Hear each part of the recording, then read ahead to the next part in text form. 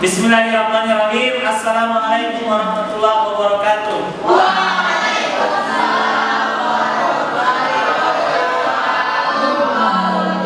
Bagaimana kabarnya pagi ini? Alhamdulillah. Baik anak-anak sekalian, alhamdulillahirabbil alamin. Allahumma sholli ala Muhammad wa ala alihi wa sahbihi. Pagi hari ini kita akan membuat kesepakatan kelas atau aturan kelas agar kondisi pelajaran kita di dalam kelas bisa teratur dan bisa berjalan dengan baik. Kalau kalian senang main futsal, senang main futsal? Siapa yang hobi main futsal angkat tangan? Angkat tangan. Oke, saya mau tanya yang hobi main futsal. Sekiranya misalkan kita main futsal tidak ada kesepakatan bebas menendang bola, tidak ada kartu kuning, tidak ada kartu merah. Permainan futsalnya bisa seru atau tidak? Tidak. Bisa menyenangkan atau tidak? Jadi aturan dan kesepakatan itu bisa membuat kita lebih senang dan bisa lebih menikmati permainan. Bagaimana cara membuat kesepakatan kelas? Aturan kelas yang akan kita sepakati itu dibuat oleh kalian sekalian. Saya akan membayar kertas-kertas kecil ini untuk masing-masing kalian memikirkan kira-kira apa yang membuat kalian senang untuk belajar di dalam kelas dan tuliskan aturan apa, kesepakatan apa yang bagus kita buat. Sekarang sama boleh berpikir sebentar. Kesepakatan ini akan kita tempel di depan. Semuanya bisa menuliskan minimal 1, boleh lebih. Jadi saya akan memberikan waktu sekitar 10 menit untuk kalian menuliskan kesepakatan bahkan kelasnya.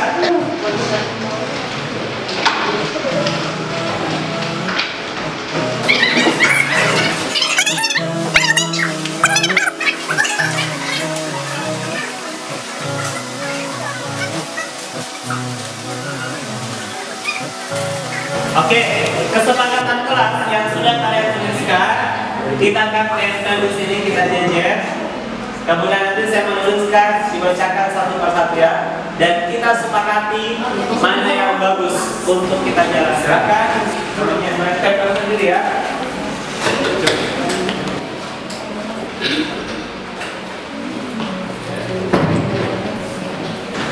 Oke, silakan kelompok berikutnya.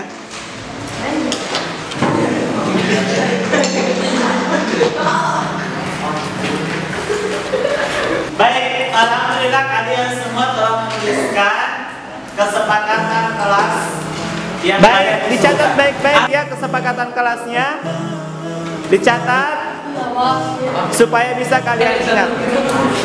Baik, anak-anak sekalian, kita sudah menyepakati aturan kelas dan menanyakan kembali. Kalian siap menjalankan aturan kelas ini? Siap dijalankan? Sekali lagi, siap dijalankan? Baik, insya Allah. Berikan semangat untuk diri. Semangat, semangat, semangat.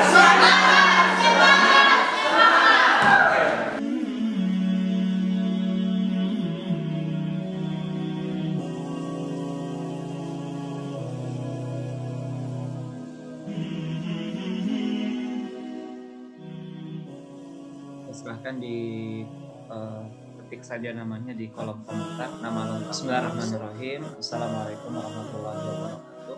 Alhamdulillahirabbil alamin. Wassalatu wassalamu ala Rasulillah wa ala alihi washabihi ajmain.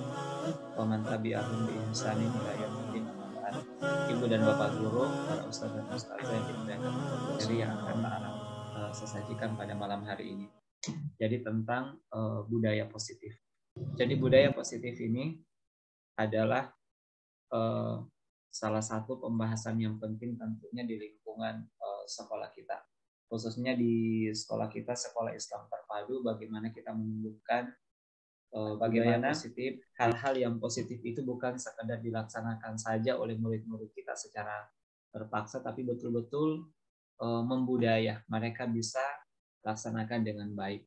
Capaian umumnya, Ibu dan Bapak evaluasi dan refleksi tentang praktik disiplin dalam pendidikan Indonesia secara umum untuk mendapatkan pemahaman baru mengenai konsep disiplin positif untuk menciptakan murid dengan profil pelajar. Bagaimana kita menerapkan strategi disiplin positif yang memerdekakan murid untuk menciptakan ekosistem sekolah yang aman dan berpihak kita menyusun langkah-langkah dan strategi aksi nyata yang efektif dalam mewujudkan kolaborasi dengan seluruh pemangku kepentingan sekolah agar tercipta budaya positif yang dapat mengembangkan karakter. Tentunya di setiap sekolah, setiap guru mengharapkan murid-muridnya itu berlaku disiplin.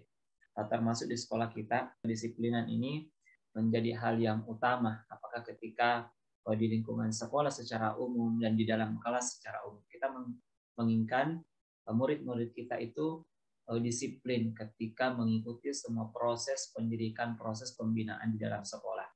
Makna dasar disiplin sebenarnya adalah belajar. Dan disiplin diri ini hakikatnya diharapkan membuat orang menggali potensinya menuju sebuah tujuan atau menuju sebuah nilai yang dia hargai, apa yang dia hargai. Akan tetapi kita melihat kenyataan dalam budaya kita, makna disiplin ini mengalami perubahan. Bahwa disiplin itu sesuatu yang dilakukan seseorang pada orang lain untuk mendapatkan kepatuhan.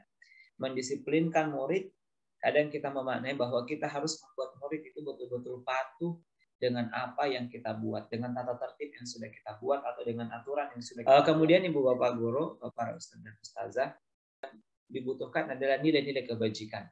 Nilai kebajikan yang tentunya yang sudah dilihat secara universal. Kalau di sekolah kita, tentunya nilai-nilai kebajikan yang paling pokok ini adalah nilai-nilai Islam yang telah dituntunkan dalam Quran dan Sunnah.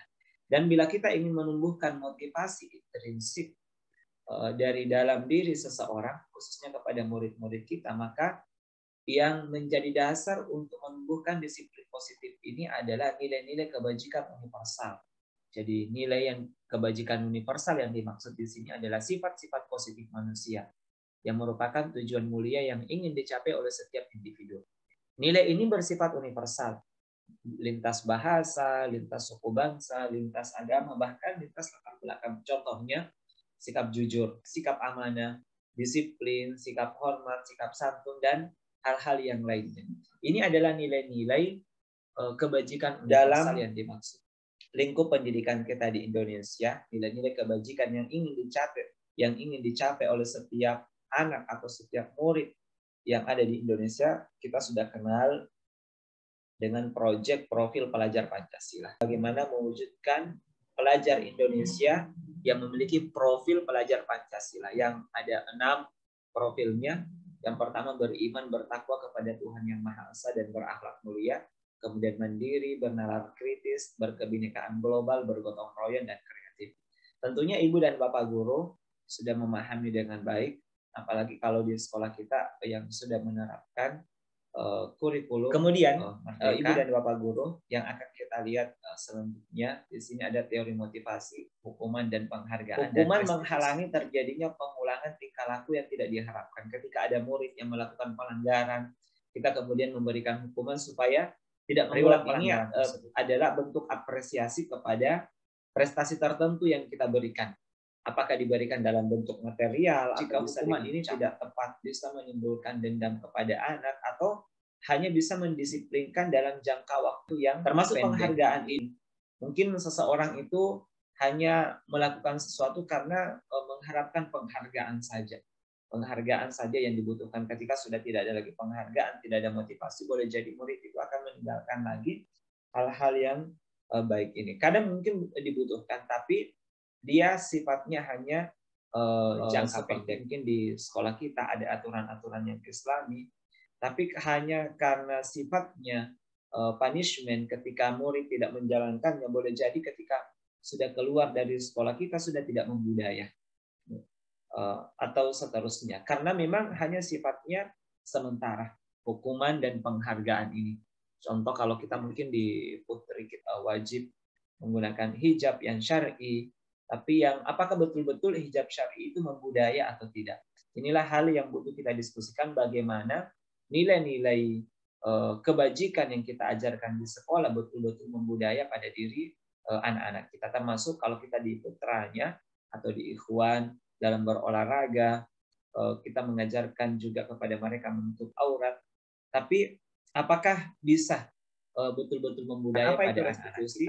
Restitusi adalah proses menciptakan kondisi bagi murid untuk memperbaiki kesalahan mereka. Murid itu bisa kembali kepada kelompok mereka dengan karakter yang lebih kuat. Berbeda dengan memberikan hukuman dan penghargaan tadi, punishment dengan reward. Jadi langkah restitusi untuk mewujudkan disiplin positif atau budaya positif ini akan lebih kuat dan berlangsung jangka panjang. Jadi karena ciri khasnya bukan untuk menebus kesalahan, namun untuk belajar dari kesalahan. Untuk menebus kesalahan mereka, tapi bagaimana kita mempola anak-anak mereka belajar dari kesalahan. Ingin mendisiplinkan murid di dalam kelas ketika agak sulit, ribut atau yang lainnya, kadang kita memberikan paksaan. Jadi ini juga menjadi catatan yang perlu kita garis bawah. Restitusi itu kita fokus pada karakter murid. Kemudian restitusi juga fokus kepada motivasi. Tentunya ada motivasi eksternal dan ada motivasi internal. Dan tujuan utama disiplin positif ini adalah dimotivasi internal. Yang paling dalam untuk mewujudkan budaya positif itu adalah motivasi internal, dan kita agar terbentuk betul-betul budaya positif di dalam semua motivasi-motivasi ini kita berikan kepada anak.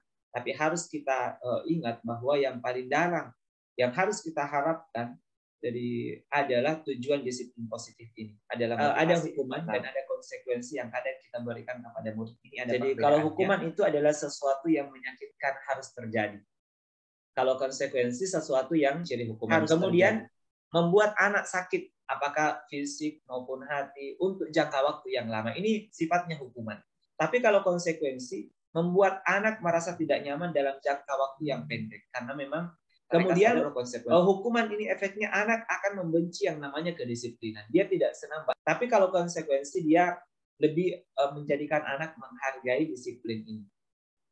Ketika kita ingin melakukan budaya positif dan kita harus berusaha memilih antara hukuman dan konsekuensi. Tentunya konsekuensi adalah hal yang perlu kita upayakan sebelum hukuman ini. Kemudian kalau hukuman konsep dirinya buruk, sementara kalau konsekuensi konsep dirinya baik.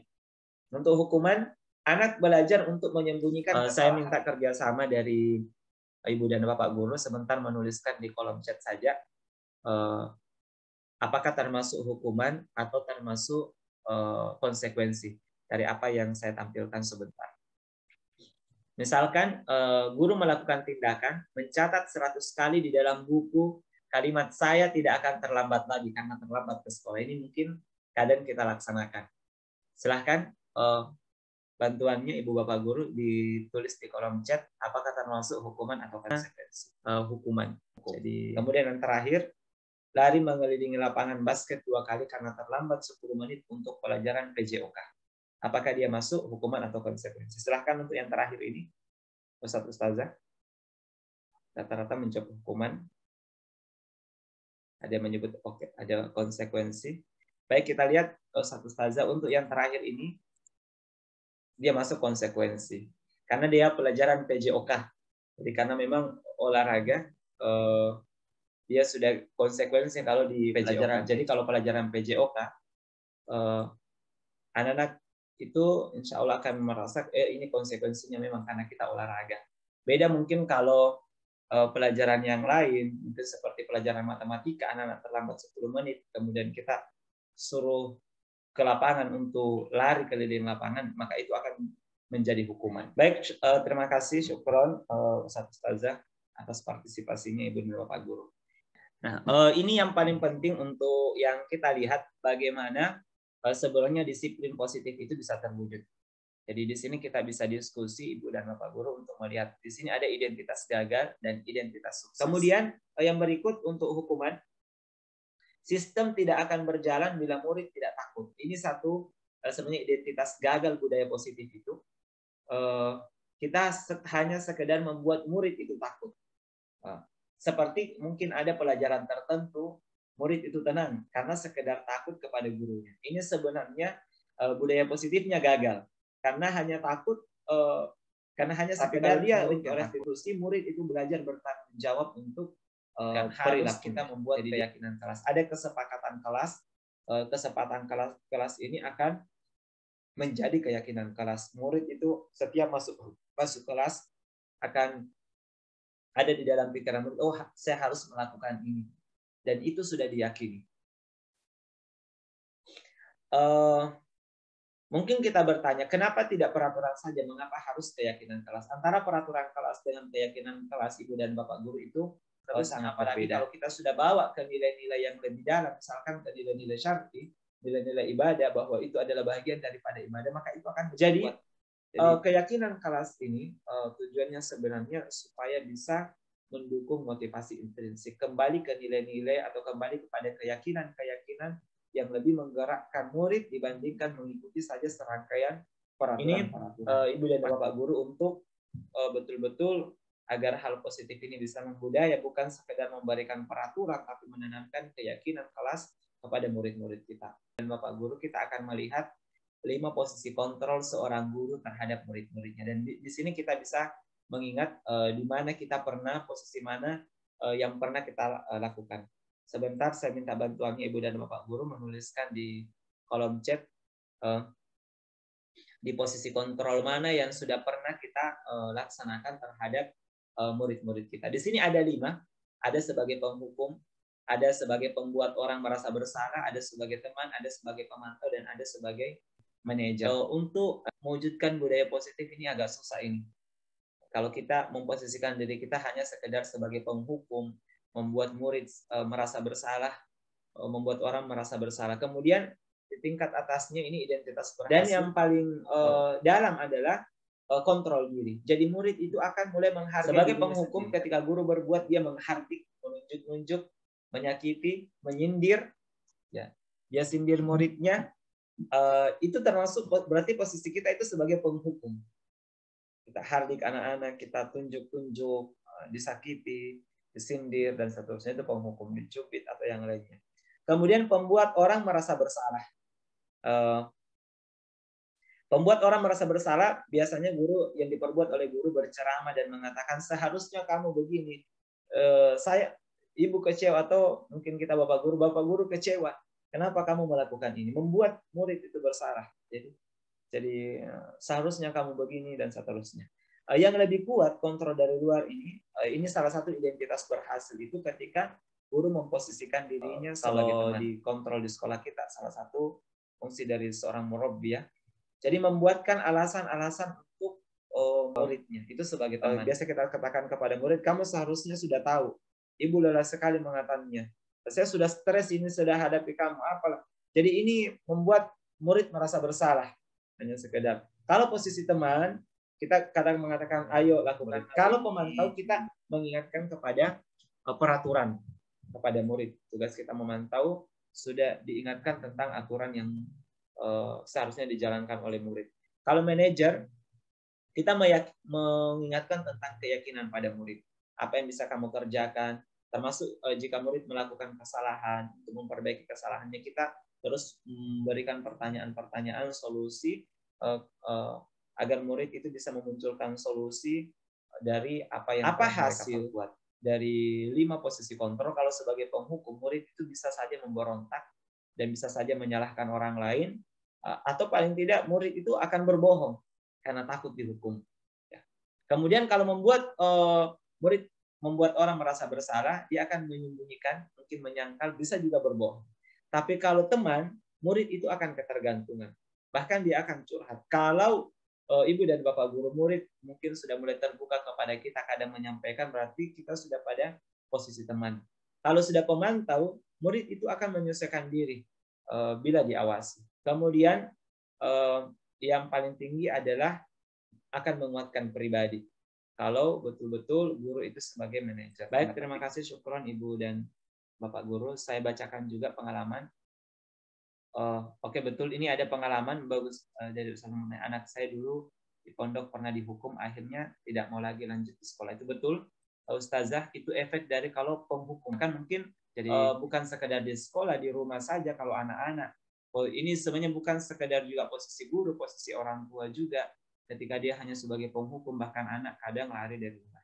Ada dari Ustazah Hamidah, ketika siswa sedang ada masalah belajar di rumah, maka ketika mereka datang menjadi teman, maka mereka lebih mudah dan luas untuk bertanya tanpa beban. Betul sekali Ustazah. Ini ketika posisi teman ini bisa kita baik, syukran, jazakumullah khairan. Ada dari Ustaz Safar, dulu pernah memberikan kesempatan kepada siswa di kelas untuk sepakati apa yang mereka mau setelah melakukan kesalahan, tapi deh keras-keras usulannya, jadi tidak jadi ambil kesepakatan mereka karena keras-keras. Oh, Masya Allah. Betul Ustaz Safar. Tadi juga saya jalankan, salah satu saya coba di kelas, ada beberapa yang keras, makanya untuk kesepakatan kelas, jadi murid itu akan menyampaikan pendapatnya, kemudian dimusyawarahkan lagi sampai ada hal-hal yang mufakat. Jadi ketika sudah mufakat, itu murid itu akan, walaupun mungkin agak keras, tapi kalau mereka mufakat, posisi kita sebagai seorang guru itu bisa sampai ke manajer, karena memang kesepakatan kelas itu murid yang menyepakati. Jadi tinggal diingatkan. Nah, tentunya jika kecuali kalau yang diusulkan oleh anak-anak kita tentunya melanggar hal yang syar'i, maka itu tidak bisa tentunya kita sampaikan masalah syar'i. Hanya karena di sekolah di wahda saja anak-anak rajin, tapi kalau keluar tiba-tiba hilang semua nilai syar'inya, berarti belum membudaya. Jadi paling tidak kalau tidak bisa 100% murid-murid kita, maka mayoritas kita upayakan budaya positif itu bisa. Untuk hukuman-hukuman, ini salah satu langkah yang mungkin kadang dibutuhkan Ustazah, tapi itu sebenarnya bukan tujuan utama tadi. Jadi karena tujuan utama kita adalah betul-betul mendisiplinkan anak-anak supaya menghargai nilai-nilai yang ada, nilai-nilai kebajikan universal tadi. Kalau kita mungkin di sekolah nilai-nilai syar'i. Makanya untuk melakukan budaya positif, walaupun kita ada aturan yang hukuman. Kemudian yang berikutnya ada beberapa tanggapan yang insya Allah bisa mungkin jadi rekomendasi nanti di sekolah kita untuk mewujudkan yang namanya budaya positif. Saya masih ada sedikit, selalu terakhir saja kalau kumpul tugas. Bisa dibantu jawab untuk yang terakhir ini. Posisi apa? Karena Ustazah penghukum. Ya, Ustazah Hajarana penghukum. Ya, betul ya, sudah bisa kita tebak ini. Ini posisi gurunya, dia penghukum. Selalu kata-kata penghukum yang kita keluarkan kepada murid-murid kita atau anak-anak kita. Kemudian, ini bagian terakhir, Ustazah. Untuk menyelesaikan masalah budaya positif itu, ada salah satu langkah yang kita lakukan ketika kita menghadapi murid-murid kita, ada namanya segitiga restitusi. Ketika melakukan kesalahan ditanya kenapa kamu melakukannya, apa alasan kamu melakukan itu, ditanya apakah itu baik atau tidak. Kalau kita mungkin di sekolah Islam, kita berusaha juga menanamkan nilai akidah, kamu percaya tidak sama Allah, kira-kira kalau melakukan ini dapat pahala tidak, ditanyakan sehingga keluar dari lisannya. Bukankah iman itu juga bukan sekedar di hati keyakinannya, anak-anak harus mengungkapkan apa yang ada di dalam hatinya. Kemudian ditanya, adakah cara yang lebih baik, yang lebih efektif, yang kamu butuhkan? Ini cara memvalidasi kebutuhan, dan kita akan kunci dengan menanyakan keyakinan. Nilai apa yang telah kita sepakati? Apakah ini berpahala atau tidak?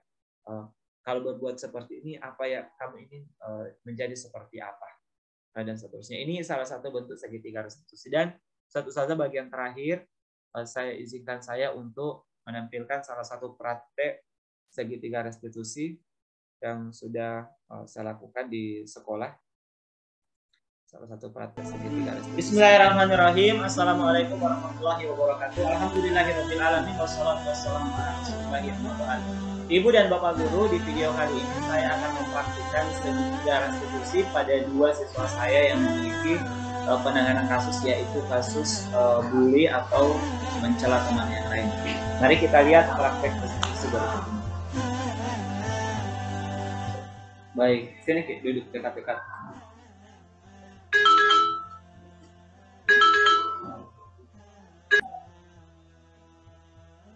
Syafi'i. Nah, jadi bisa dulu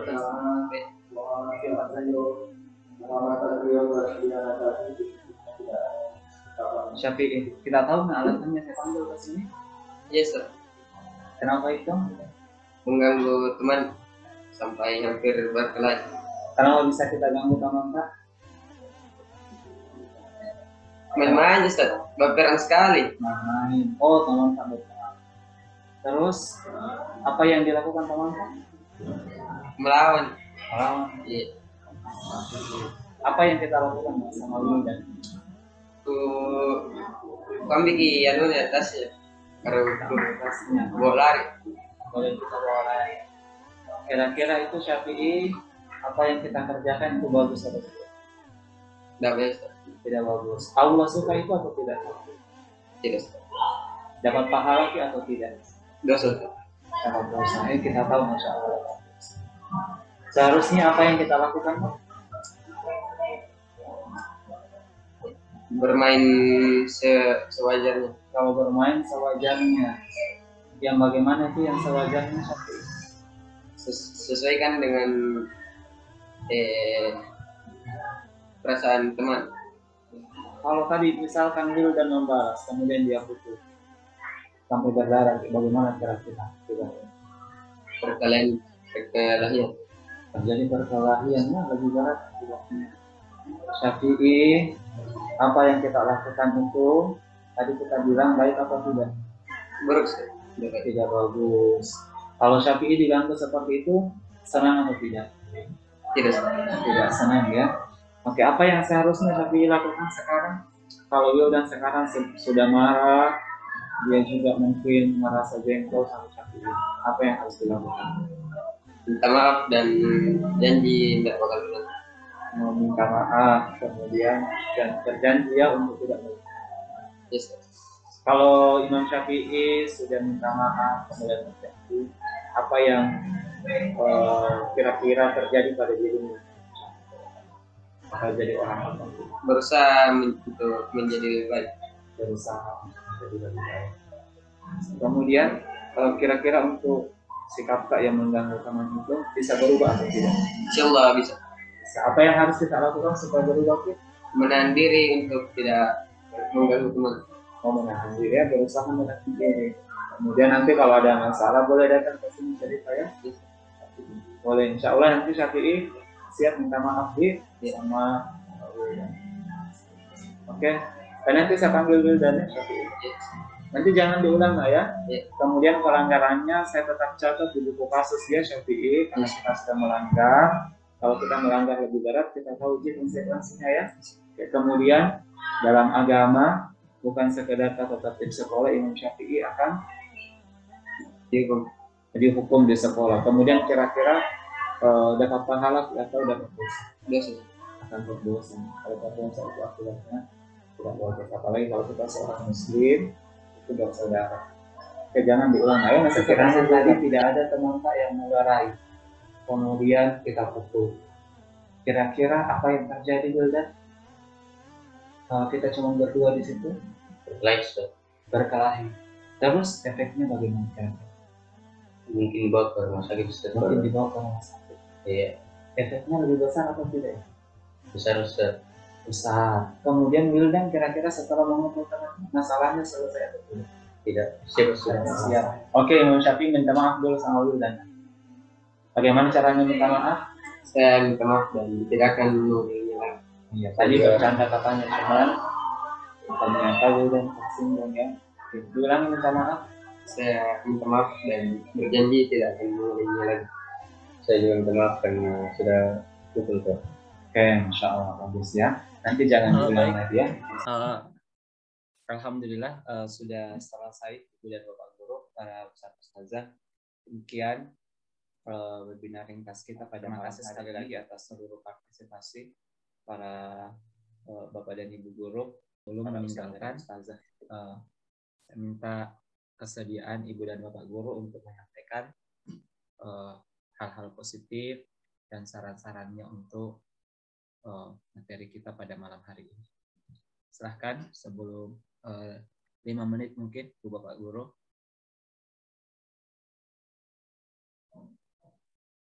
Ustadz Harman boleh bertanya langsung, silahkan Ustadz Harman.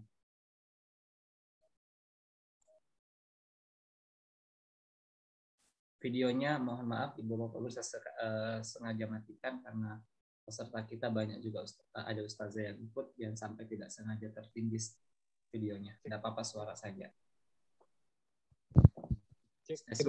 Silahkan. Ya, bismillah, syukran atas ilmu yang didapatkan malam ini. Saya juga mengikuti tadi itu proses wawancaranya. Kebetulan pas mau keluar, saya lihat sedang diwawancarai.